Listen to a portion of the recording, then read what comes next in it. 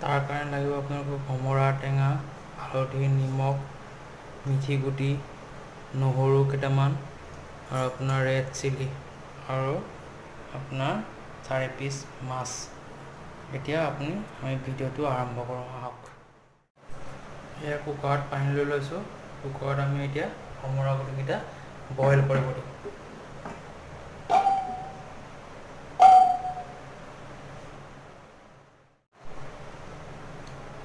আপোনাৰ গেছটো এতিয়া জ্বলাই দিছোঁ। আপোনাৰ এটা চিটি মাৰিব দিম, তাৰপাছত আমি উলিয়াই ল'ম। তেতিয়ালৈকে আমি মাছটো ফ্ৰাই কৰি ল'ম। এয়া আমি এতিয়া নন ষ্টিকি এটা কেৰাহী লৈছোঁ। ইয়াত আমি মাছকেইটা এটা ফ্ৰাই কৰি ল'ম। এয়া আপোনাৰ গেছটো জ্বলাই দিছোঁ। মাছকেইটা ধুনীয়াকৈ ৰঙচুৱা হোৱালৈকে আমি ফ্ৰাই কৰি ল'ম। টাৱাটো গৰম হ'ব দিছোঁ অকণমান। ইয়াত দেখিছে কেৰাহী গৰম হৈ গৈছে। তেল ঢালি দিছোঁ মাছকেইটা ফ্ৰাই কৰিবৰ কাৰণে।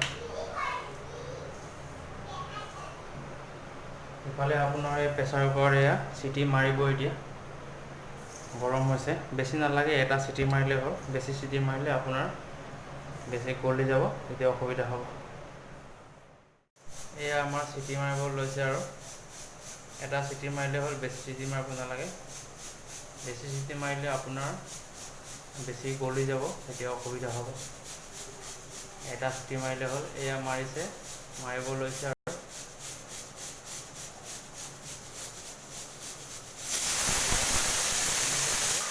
মাৰিলে এতিয়া আমি গেছটো অফ কৰি দিম।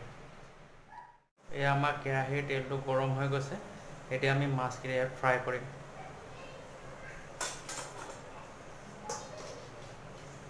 ৰঙচুৱা হোৱালৈকে আমি ফ্ৰাই কৰিম।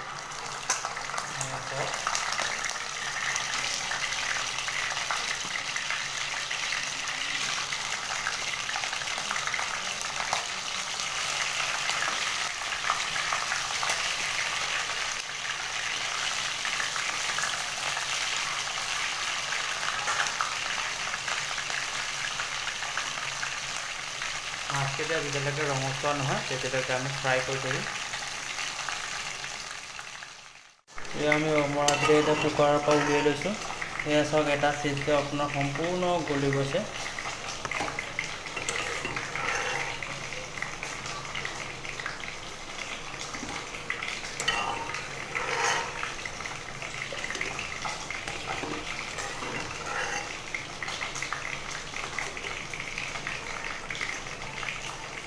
বাকলি এৰাই গৈছে, দেখিছে।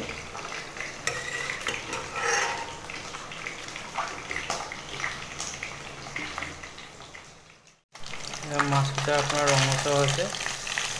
আমি লুটিয়াই দিছে, দেখিছেনে? কালাৰ উঠি গৈছে। আমি লুটিয়াই দিছোঁ।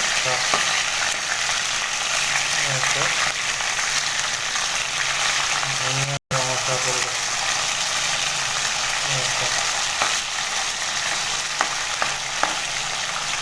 ধুনীয়াকৈ টাইটকৈ আমি ৰঙা পৰাকৈ ভাজি ল'ম। তাৰপাছত আমি মাছকেইটা উলিয়াই দিম। ভমৰা গুটিকেইটা উলিয়াই থৈছোঁ, অকণমান ঠাণ্ডা হ'ব দিছোঁ। তাৰপিছত আমি মোহাৰি পেলাই আমি গুটিকেইটা উলিয়াই দিম।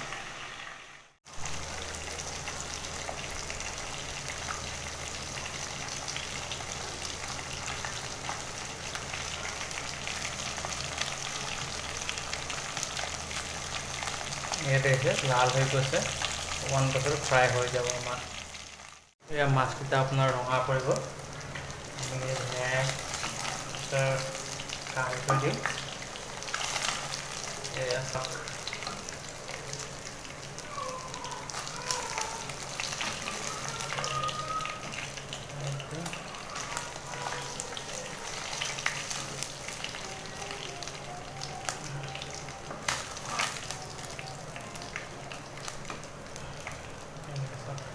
ৰঙাকৈ আমি ভাজি লৈছোঁ মাছটো।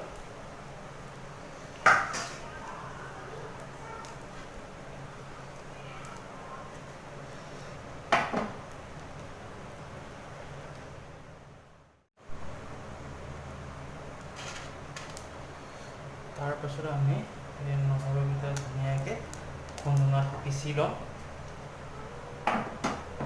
নিপিচিলেও হ'ব, সম্পূৰ্ণ নিপিচিলেও হ'ব। এয়া দেখিছে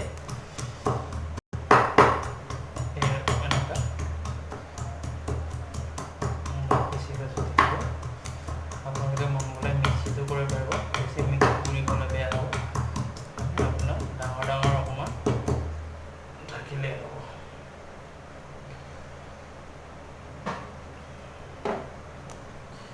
এয়া চাওক, এতিয়া থৈ দিছোঁ। ইয়াৰ পাছত আমি মিঠি গুটিকেইটা ৰঙচুৱা হোৱালৈকে আমি ভাজোঁ। এতিয়া ৰঙচুৱা হ'ব,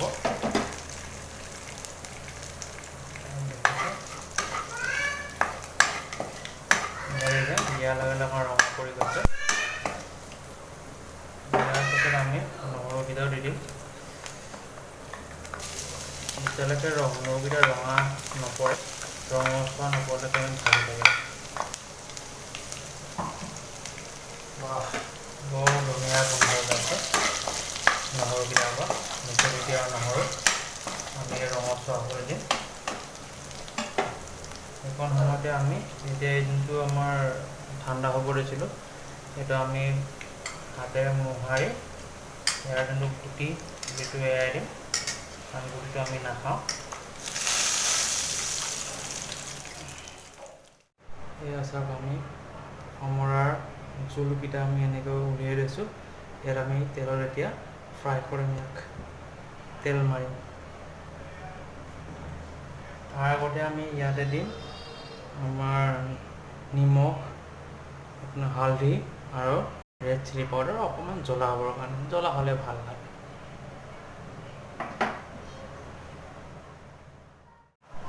এয়া আমি দি দিছোঁ হালধি,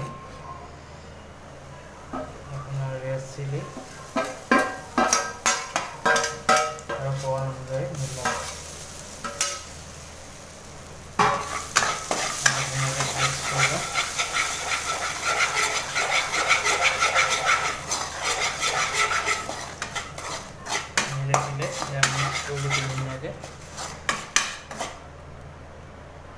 মিক্স কৰাৰ পাছত ইয়াতে আপোনাৰ এইটো তেল মাৰি দিম।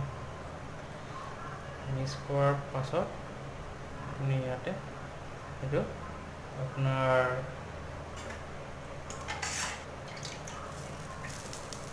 অমৰাৰ যোনটো জোল, সেইটো আমি ইয়াতে তেল মাৰি দিম।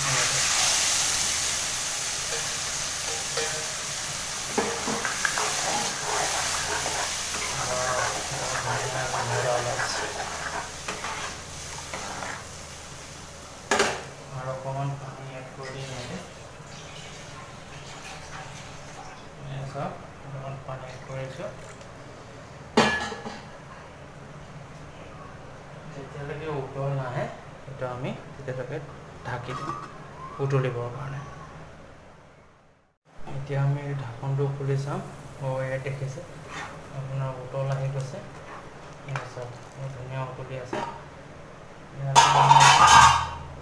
যোনটো ভাজি ৰখা মাছ, সেই মাছকেইটা আমি ইয়াতে ডুবাই দিম। ইয়াত দেখিছে,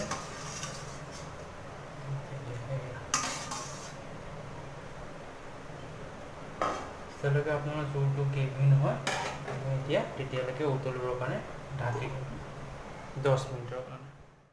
এয়া দেখিছে ধুনীয়া উতল আহি আছে, এটা টেঙা টেঙা হৈছে মলমলকৈ, বৰ সোৱাদৰ হ'ব খাবলৈ। আপোনালোকে পাৰিলে ঘৰত ট্ৰাই কৰি চাব বনাবৰ কাৰণে। আকৌ ঢাকি দিছোঁ।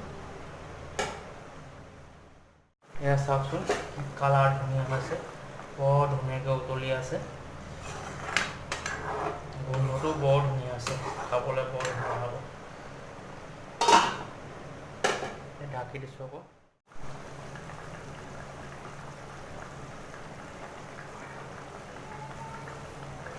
ৱাও, কালাৰটো ইমান ধুনীয়া হৈছে। আৰু অকণমান পানীটো কমিলে নমাই দিব পৰা যাব। গেছটো আমি ষ্টাৰ্ট কৰি দিম।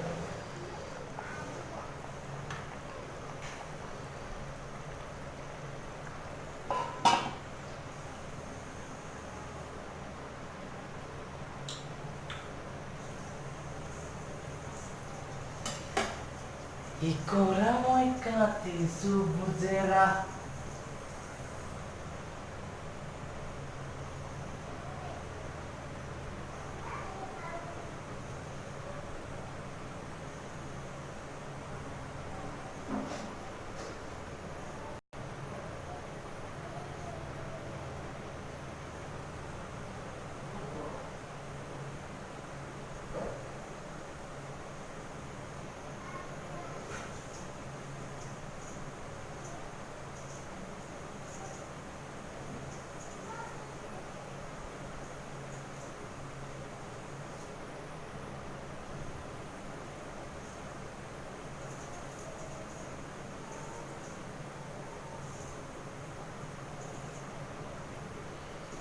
Ikora moi kati susana mana masala kangkaraza.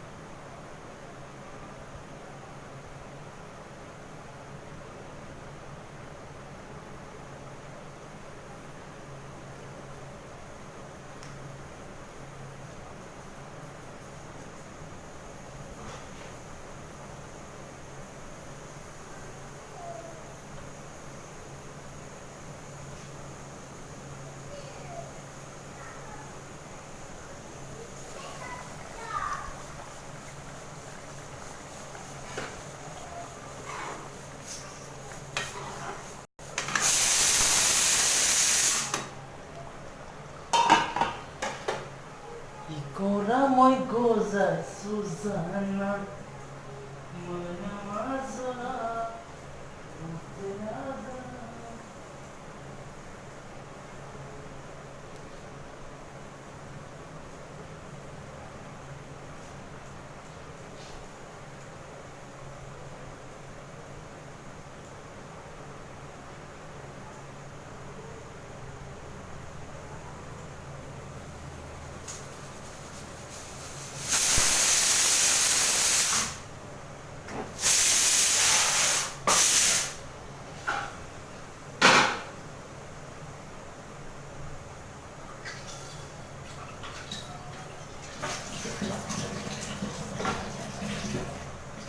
ঔটেঙা ঢেকীয়া পুঠি মাছৰ জোল খালে বুজিবা সোৱাদৰে মোৰ।